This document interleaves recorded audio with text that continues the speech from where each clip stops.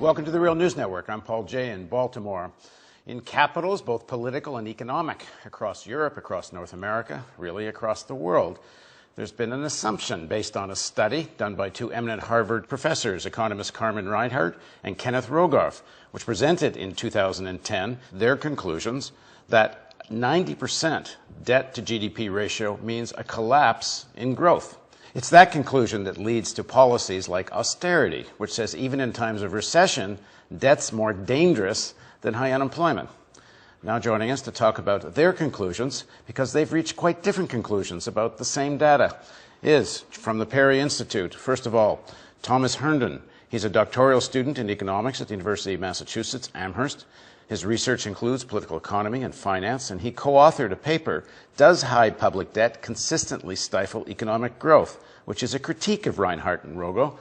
And with him is Michael Ash. Michael is a professor of economics and public policy at the University of Massachusetts, Amherst. His research focuses on inequality and well-being in the United States, and he teaches graduate economics at UMass Amherst. Thank you both for joining us. Thanks for having us. So, Thomas, what are the public policy conclusions from this? Because it seems to me, if you're right, you've just unraveled the whole economic argument for austerity. I think a lot of the public policy conclusions is that we need to think about the uses of debt in a more specific way, rather than just saying in general that high debt is bad. I think we need to look at the historical moment. We need to see that there's a lot of unemployment, and when you're in a recession, the use of stimulus policies can have a very large effect at getting the economy out of the recession.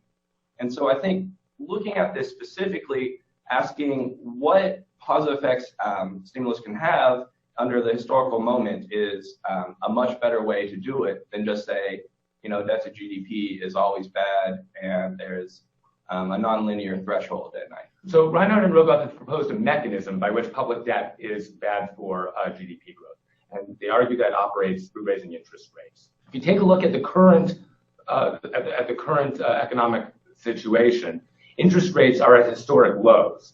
So the mechanism through which public debt is supposed to have a negative effect on GDP growth doesn't seem to be operating at all. On the contrary, the burden of servicing the U.S. debt is at all-time lows, even though the U.S. debt is at relatively high levels compared to history.